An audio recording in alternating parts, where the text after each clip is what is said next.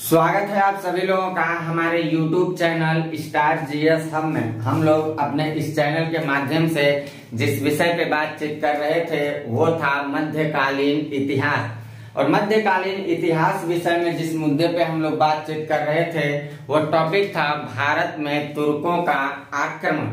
तुर्कों के आक्रमण से संबंधित हम लोग सारी मुद्दों पे बातचीत कर रहे थे, जिसमें एक वीडियो मैंने छोटा सा आप लोगों को डाला था और उस वीडियो में ये बताने की कोशिश किया था कि जो तुर्क थे वो तुर्क किस तरह से अपने साम्राज्य की स्थापना कर रहे हैं और वो तुर्क किस तरह से गजनी में अपने साम्राज्य की स्थापना करने के बाद वहां स्वतंत्र शासक के रूप में बन रहे हैं और स्वतंत्र बादशाह होकर के वो भारत की धरती को रौंदने की किस तरह से कोशिश कर रहे हैं। इन मुद्दों पे कुछ हमने आपसे ठीक इसके पहले वाली वीडियो पे बातचीत किया था।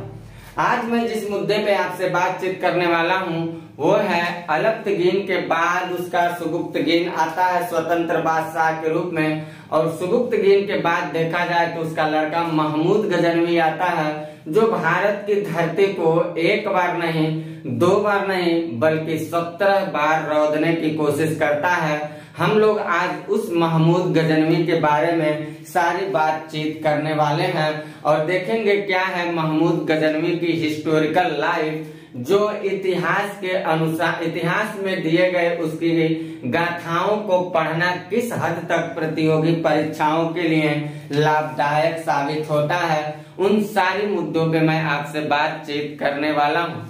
उससे पहले मैं ये कहूंगा कि अगर आप लोग नए नए हमारे चैनल से जुड़े हैं या अभी तक हमारे चैनल को सब्सक्राइब नहीं किया तो सब्सक्राइब अभी करते चलिएगा, बेल आइकन को प्रेस करते रहिएगा ताकि हर वीडियो की नोटिफिकेशन आप तक पहुंचती रहे और आप अपने प्रतियोगी परीक्षाओं को पूरी गहनतापूर्ण जीएस जीके जैसे मुद्दों में अध्ययन करके अपने पढ़ाई को आसान बनाते चलें। तो मैं पूरी आशा करता हूं कि आप लोग चैनल को सब्सक्राइब, लाइक, शेयर जितना हो सब करते चलिएगा ताकि आप लोगों के साथ सहयोग से हमारी मनोबल बढ़ती रहे और हम आप लोगों के लिए पूरी गुणवत्तापूर्ण कंटेंट को उपलब्ध करवाता रहूं। मैं आता हूं अगर अपने टॉपिक पे, तो मेरा टॉपिक है एक ऐसा तुर्क आक्रांता है जो भारत को एक बार नहीं, दो बार नहीं 17 बार रौंदने की कोशिश करता है। उस तुर्क आक्रांता की पूरी ऐतिहासिक कहानी का हम लोग करते हैं अध्ययन।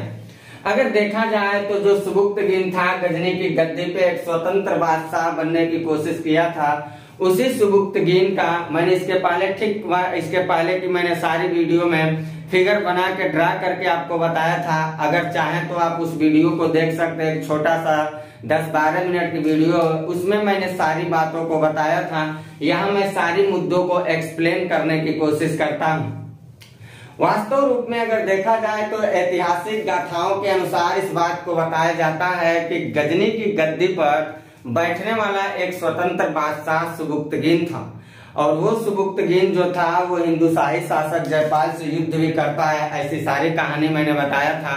उसका पुत्र जो उत्तराधिकारी के रूप में आता है वो है महमूद गजनवी, जिसके जन्म के बारे में ऐतिहासिक रिसोर्सेज के अनुसार बताया जाता है कि 971 ईस्वी के आसपास ये पैदा होता है और बड़ा होने के बाद अपने पिता के, जब इसके पिता का शासन काल चल रहा था तो अपने पिता के शासन काल में ये सत्ता का एक तरह से समझिए उत्तराधिकार के रूप में ही था, लेकिन ये उस समय खुरासन के गवर्नर के पद पर नियुक्त किया गया था। 998 ईस्वी के आसपास की वो समय है जब महमूद गजनवी खुरासन की गद्दी से आता है। पिता की मृत्यु के बाद लगभग इसकी उम्र 27 वर्ष की अवस्था थी और 27 वर्ष की अवस्था में कहा जाता है कि पिता के मृत्यु के बाद ये उत्तराधिकार के रूप में 998 ईस्वी में जाकर के गजनी की गद्दी पर बैठता है और गजनी का बनता है एक स्वतंत्र बादशाह।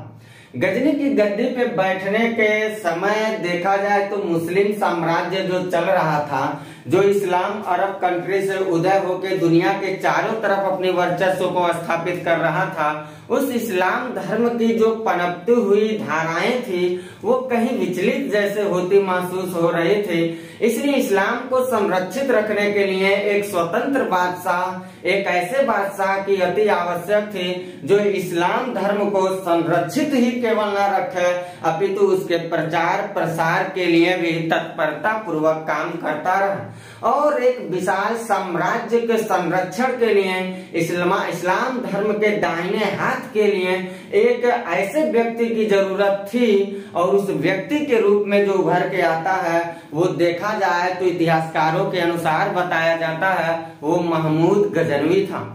ऐसा कहा जाता है कि जो महमूद गजनवी था ये एक बगदादी खलीफा के से बहुत प्रभावित था, जिस बगदाद के रहने वाले खलीफा थे जिनका नाम बताया जाता है अल कादिर बाकी बिल्लाह था।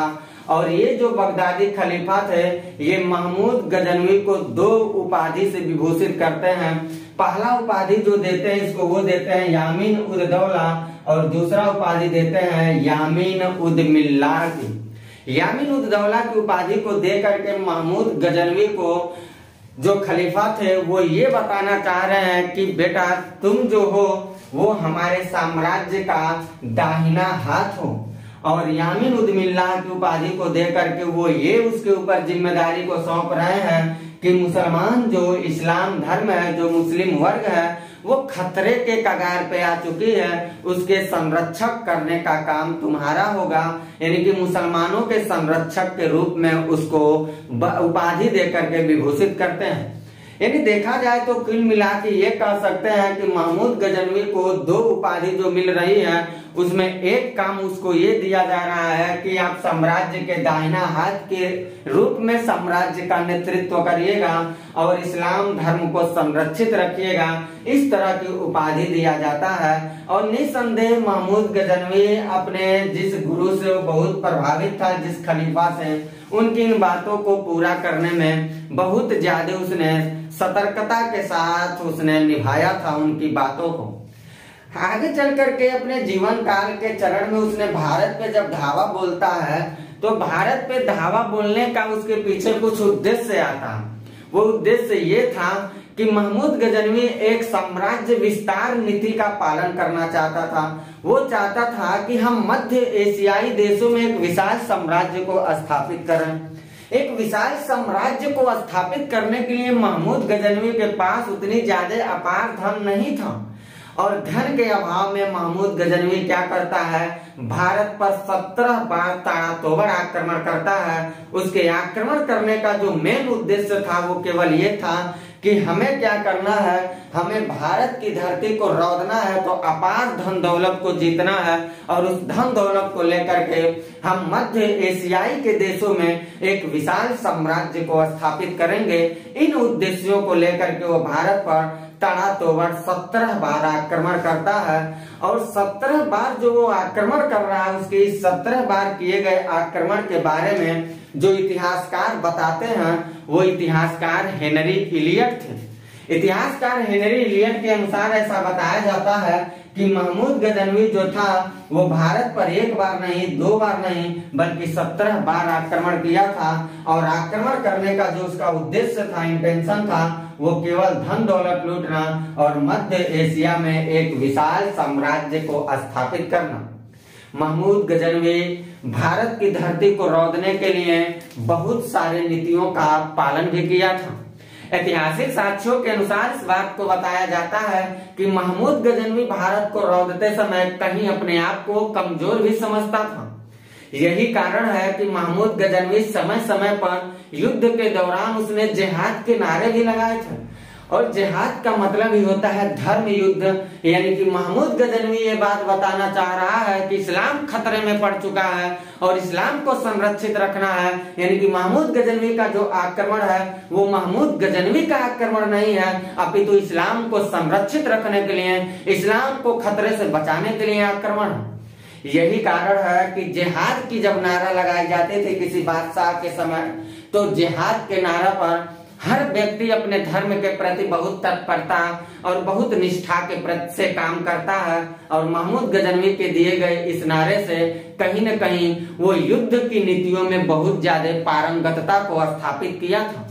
ऐतिहासिक मामलों में देखा जाए तो महमूद गजनवी अपने आक्रमण को जो कर रहा है उसमें यहाँ मैंने लिखा है जिहाद जैसे नारा वो दे रहा है और जिहाद के नारा का प्रयोग करते हुए महमूद गजनवी 1001 ईस्वी से लेकर के 1027 ईस्वी तक जाते जाते भारत को 17 बार तड़ातोड़ युद्ध करता है, भारत पे आक्रमण करता है।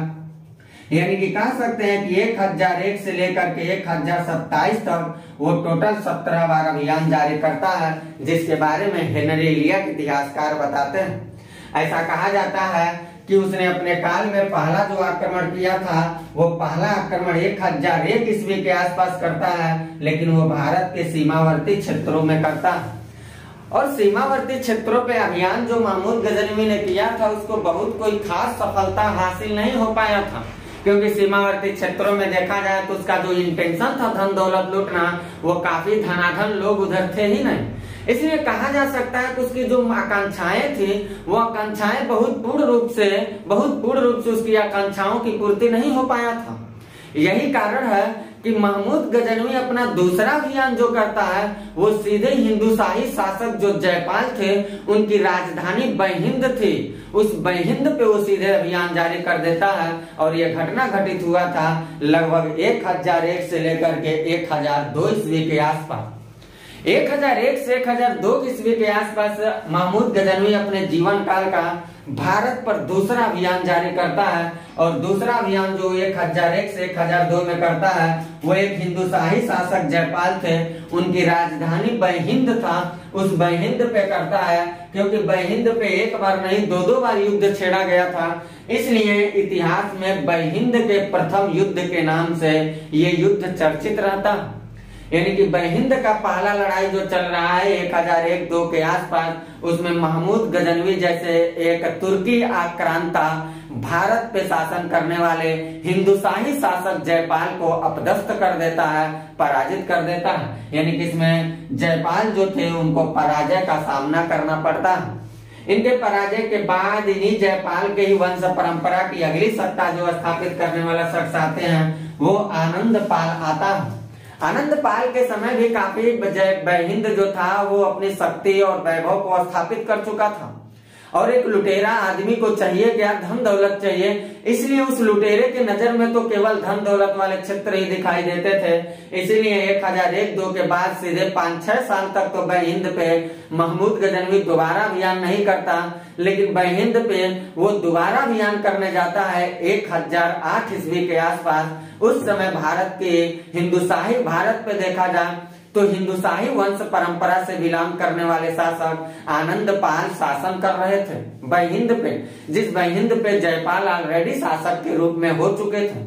और वो जो थे बहिंद पे आकर शासन करने वाले आनंद पाल, इनके समय जब महमूद गजनवी किया था तो इतिहास में बहुत चर्चित रहता है बहिंद की दूसरी युद्ध के नाम से, जो 1008 ईस्वी के आसपास होता है और इसमें वो आनंद पाल को अपदस्थ कर देता है, पराजित कर देता है। इसके बाद देखा जाए तो महमूद गजनवी ताबड़तोड़ भारत पे आक्रमण कर रहा है, लगभग 15 आक्रमण किया था और 15 आक्रमण जो कर रहा है उस 15 आक्रमण में तमाम सारी उपलब्धि को उसने हासिल भी किया, लेकिन उसके जीवन में चमत्कार जो लाने वाला अभियान था वो उसका 16वां अभियान था, जो उसके जीवन को ही बदल डाला था। महमूद गजनवी एक वैभवशाली और एक संपन्नशाली बादशाह के रूप में बन चुका था और वो 16वां अभियान कोई और नहीं था, भारत का गुजरात क्षेत्र था, जिस गुजरात क्षेत्र में एक सोमनाथ मंदिर था, भगवान शिव का एक मंदिर था। इस सोमनाथ मंदिर पे महमूद गजनवी अपने जिंदगी का 16वां अभियान करता है, जो महमूद गजनवी के तकदीर को बदल देता है ये युद्ध। और ये युद्ध हुआ था 1025 के आसपास। इस युद्ध में बताया जाता है कि महमूद गजनवी ने 20 लाख दिनार को जीता था और लगभग 50,000 हिंदू ब्राह्मणों का कत्ल कर दिया था। इतना ज्यादा नरसंहार करने वाला महमूद गजनवी जो था इतनी कट्टर नीति का पालन करता था कि भगवान शिव के मंदिर को तोड़ के ऐसा बताया जाता है कि उसको कई सारे टुकड़े किया था। यहाँ तक बताया जाता है कि उनको मक्का मदीना जैसे क्षेत्रों में ले जाकर के फर्श बनवाने तक काम किया था। इतनी कट्टरता का काम करने का कोशिश किया था महमूद गजनवी ने। महमूद गजनवी जो था वो सोमनाथ मंदिर पे जब अभियान छेड़ा था तो ऐसा कुछ इतिहासकारों का मानना है कि महमूद गजनवी सोमनाथ पर अभियान करने के लिए गया और मंदिर के गर्भगृह में जैसे प्रवेश करता है, गर्भगृह जहां भगवान की मूर्ति होती है, वहां मंदिर की कुछ ऐसी विशेषताओं को देखता है जिससे वो आश्चर्यचकित हो जाता। और महमूद गजनवी की हिम्मत नहीं करती है कि सोमनाथ मंदिर को लूटे, क्योंकि वहां जो आश्चर्यचकित करने वाली बातें उसको दिखाई देती है वो मंदिर के चारों दीवारों पे चुंबक लगाए गए होते थे और मंदिर आसमान में लटका हुआ महसूस होता था। महमूद गजनवी देखा तो बिल्कुल उसके अंदर ऐसी परिस्थिति बन चुकी थी कि वास्तव में भारत में भगवान का स्वरूप है, वरना इतनी बड़ी मंदिर की मूर्ति आसमान में लटकी कैसे रहती। लेकिन इस बात का रहस्य उसी मंदिर के एक ब्राह्मण ने बता दिया महमूद गजनवी को। गजनवी ने उनको जैसे लालच देता है, महमूद गजनवी की लालच को पाके उस ब्राह्मण ने क्या किया, मंदिर के छिपे हुए रहस्य को बता देता है और बता दिया कि ये मंदिर आसमान में लटका है इसलिए नहीं कि इस मंदिर में कोई शक्ति है, बल्कि इसलिए लटका है क्योंकि इसके दीवारों के चारों तरफ चुंबक का प्रयोग करके इसको लटकाया गया। महमूद गजनवी इस रहस्य को जानने के बाद मंदिर को बड़े बकायदे से जम के तोड़ता है और जो ब्राह्मण उनको सलाह दिए रहते उस ब्राह्मण को भी वहीं कत्ल कर देता है, वहीं उसको मार देता है। 16वां अभियान जो उसके जीवन की एक रोचकता थी, उसके जीवन को बदल डाला था। इस अभियान के बाद देखा जाए तो महमूद गजनवी के जीवन काल का जो 17वां अभियान या इसको कह सकते हैं अंतिम अभियान था, इसके बाद उसे अभियान का मौका नहीं मिलता है। कुदरत ने उसे अपनी गोद में बैठा लेता है और वो 17वां जो अभियान होता है उसके जीवन काल का अंतिम अभियान होता है, जो आगरा के क्षेत्रों में लड़ा था और वो था युद्ध जाटों के विरुद्ध। यानी कि 17वां जो उसका अभियान चल रहा वो जाटों के विरुद्ध चल रहा है। 17वें अभियान के बाद महमूद गजनवी के नसीब में अब युद्ध नहीं करना है, बल्कि वो क्या हो जाएगा, हमेशा हमेशा के लिए सो जाएगा, हमेशा हमेशा के लिए सो जाएगा। महमूद गजनवी के संदर्भ में कुछ मुद्दों को देखते हैं, फिर लास्ट में देखा जाएगा उसकी मृत्यु हो जाती है। वो मुद्दा यह है कि इसने चांदी के सिक्के को चलवाया था और चांदी का सिक्का जो था उसको दिरहम कहा जाता था। अगर देखा जाए तो भारत का पहला ऐसा तुर्की सुल्तान था महमूद गजनवी जिसने पहली बार चांदी के सिक्के को चलवाया था। तुर्की सुल्तान मुसलमानों में देखा जाए तो पहला शख्स ऐसा आता है जिसने चांदी का सिक्का चलवाता है और उस चांदी के सिक्के पे एक तरफ देखा जाए तो संस्कृत भाषा और दूसरी तरफ देखा जाए तो फारसी में भाषा में बहुत सारे अंकन करवा के रखा था।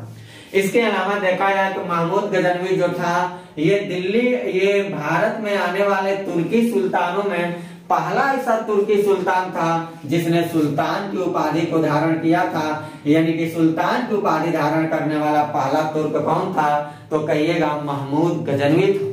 महमूद गजनवी जैसे कट्टर व्यक्ति जो इस्लाम के समर्थन को लेकर के सनातनी धर्म परंपरा पे तमाम सारे हस्तक्षेप को किया, तमाम सारे मंदिरों की अवहेलना करने वाला इतना ख्यात वो शख्स था, इसीलिए उसको बुद्ध सिकन के नाम से भी इतिहास में संबोधित किया गया है। और बुद्ध सिकन का मतलब होता है मूर्ति भंजक, यानी कि ये मूर्तियों को नष्ट करने वाला बादशाह के रूप में दिखाई देता है। महमूद गजनवी के बारे में अगर देखा जाए तो इसके साथ जब ये भारत पे अपना दौरा मार रहा था तो इसी के साथ एक अरबी यात्री भी इसके साथ आए थे और वो अरबी यात्री जो थे वो कोई और नहीं था बल्कि अलबरूनी था। जो 11वीं शताब्दी के आसपास ये घटना घट रहा है जब अलबरूनी भारत में एंट्री कर रहा है। ये वो अलबरूनी था जिसका जन्म उज्बेकिस्तान के खीवा क्षेत्र में हुआ था। ये वो अलबरूनी था जो भारत में आकर के पुराणों का अध्ययन करने वाला पहला मुसलमान होता है। इसके पहले कोई ऐसा मुस्लिम शासक मुस्लिम व्यक्ति नहीं था जो भारत में आकर के पुराणों का अध्ययन करे। पुराण का मतलब प्राचीन ग्रंथ जो हमारे यहाँ है, तो कहा जाएगा तो पुराणों का अध्ययन करने वाला भारत में सबसे पहला मुस्लिम कौन था, तो कहिएगा कि वो अलब रूनी था। महमूद गजनवी के दरबार में बहुत सारे विद्वान रहते थे और इतिहासकार भी रहते थे।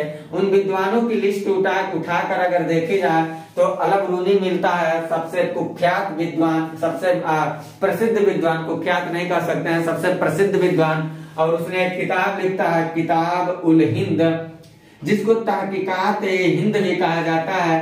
ये अरबी भाषा में लिखा गया था और इसका मतलब होता है भारत की खोज। इसका मतलब यहाँ मैंने नहीं लिखा, यहाँ लिख लीजिएगा, भारत की खोज होता है। भारत का वर्णन करने के लिए वर्णन किया है अलब रूनी ने अपने पुस्तक किताब उल हिंद, तहकीकात हिंद में। फिर महमूद गजनवी के दरबारी विद्वानों में दूसरा आता है फिरदौसी, जिसकी पुस्तक शाहनामा है। ये सारे के सारे कंटेंट मैंने जितना बताया सबके सब कंटेंट आप याद रखिएगा, जितना मैंने व्हाइट बोर्ड पे लिखा है। बाकी जो मैंने स्टोरी में इसको समझाते जा रहा, अगर वो बातें नहीं भी याद है तो कोई दिक्कत की बात नहीं, लेकिन लिखी हुई बातों को एकदम रट्टा मार के बैठे रहिएगा।